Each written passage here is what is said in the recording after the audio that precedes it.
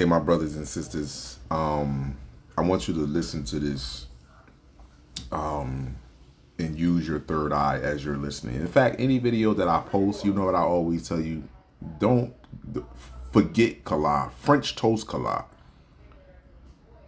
It's about you, your thoughts, and your actions.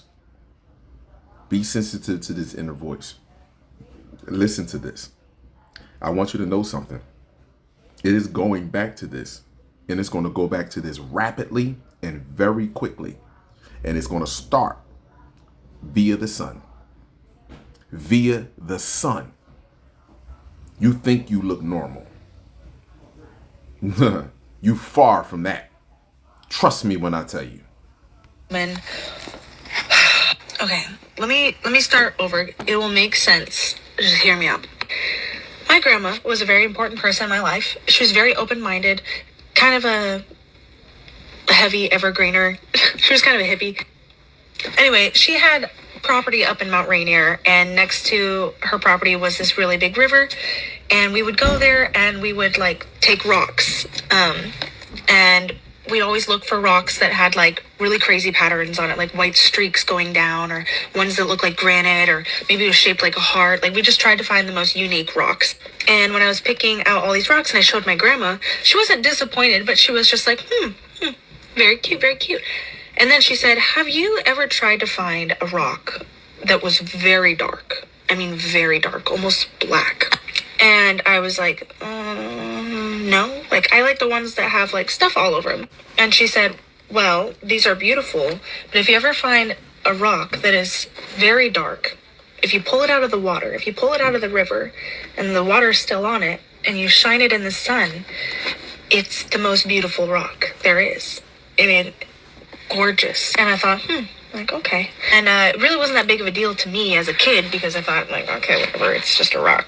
And I want ones that have patterns all over them. Grandma, in that conversation, told me, oh, I'm gonna cry. She told me that there was this man that worked with her when she used to work in these, like, chemical labs. And he was black.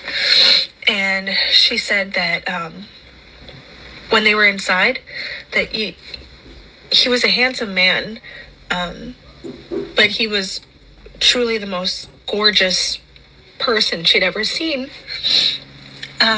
When they would go outside for breaks, she said he was usually sweating a little bit from working, and when we go outside, we get like a little bit of a break. The water or the sweat that was going down his face, it would just kind of sit down his head or on his cheekbones, and she said he had to have been the most beautiful thing I'd ever seen. She said, and it reminded me of these rocks that I would find from the river. They truly are the most beautiful thing you've ever seen. They just glisten in the sun. And I just thought that was really sweet. And I was in my living room today, and I was looking at some rocks that the girls had collected. I looked out my living room window, and there was this girl, this black woman with very dark complexion walking down my street. And I know everyone who walks down these streets because I'm a stay-at-home mom and I just look out the window all day, like seriously. And she had her hair in a ponytail like this, and she had highlighter on right here that I could see from my window. Like, that's how much she was shining. And it was raining outside, and there was just water like falling down her shoulders, and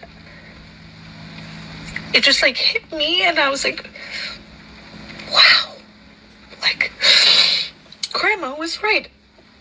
That is the most beautiful person I have ever seen in my life. Like, she is literally glistening. She's shining just the same as Grandma had described this rock, or the guy that she used to work with and that I secretly think she's in love with. But just wow, she was the most beautiful thing I've ever seen. I was just watching her walk down the road. Don't know why she's walking down here, because no one here is worthy of all that beauty. This is not the best neighborhood. I was like, why are you here? Like, what the heck? I was gonna go out the door and just let her know she looks beautiful today, and when I opened the door, she was gone. She wasn't there. I was like, what the heck? Like, there's no way she made it past the point where I can't see her anymore. But it was just so weird that I was looking at these rocks and then I saw her and just crazy. But she really was gorgeous. I mean, like, wow, Grandma was not wrong. I found this one very interesting. Now, it's not really much to add on to that other than this. Pause for 1 second. Okay, here we go. When people be talking about that, I'm talking about race. I'm never talking about race. That's just something that you use as a blockage with your cognitive dissonance. I'm not talking about race. I'm not talking about skin color. I'm talking about the gene that makes up the skin color, that makes up your organs. I'm talking about that gene there. And here we go right here. We're going with black body radiation. Black body radiation source.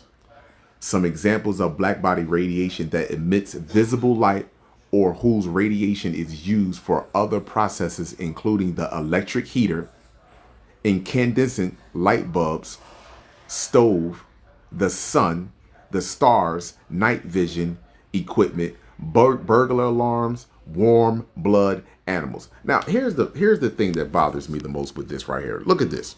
Right, this is what I'm looking at. Right, here we go. Now, I'm going to start this over once again. Black body radiation sources. Some examples of black body radiation that emits visible light or whose radiation is used for other processes, including the electric heater, incandescent light bulbs, stove, the sun, the stars, night vision equipment, burglar alarms, warm-blooded animals. You know, this is very disrespectful to us. So first and foremost, look what it says. The first thing, electric heaters. It named 3 things before it went to the sun and the stars. And then at the end, it said warm-blooded animals. What about warm-blooded, what you would call humans?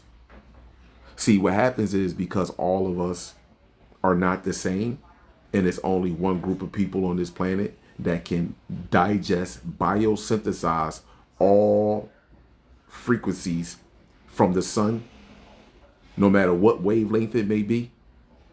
It's only one race of people that can do that on this planet. The other one can't. See? And this is a facts, scientific facts. So when you understand genetics, physics, chemistry, neurology, biology, there is no more misleading you. There is no more lying to you. We are healers. We actually admit radiation because that's our soul. The soul, the body represents the soul. What is the sun made up of? Hydrogen, helium, carbon, and oxygen, right? Very little oxygen, but it's there, oxygen. What is this right here? This is hydrocarbon, so it can absorb radiation at its highest frequency. At its highest frequency. And we emit radiation on all frequencies. So it doesn't make a bit of a difference. And this is why I'm telling you, it's all as it was in the beginning, so shall it be in the end. Understand and overstand that, Paul. This radiation chart is right here. So each wavelength, you see the green, that's a wavelength.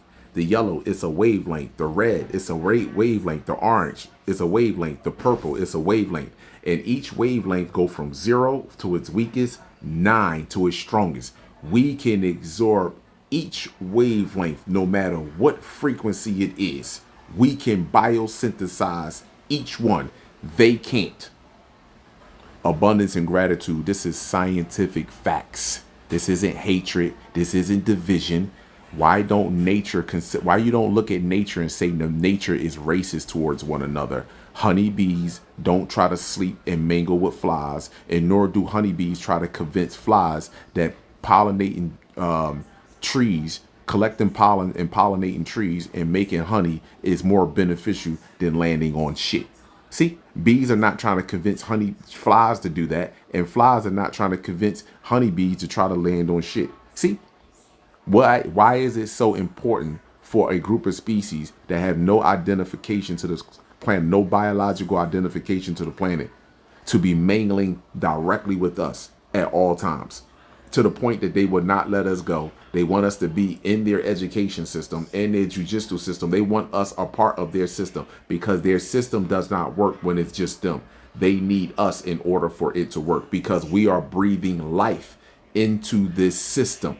Just like right now, the small mini, you think it's just a small mini. It might be a small mini on Earth, but there's a collective family, universal family that says this is enough. But they're moving through via of the alignment of the cosmos. See, and then us down here that's saying, yo, enough is enough, enough is enough. We are speeding up the process as well.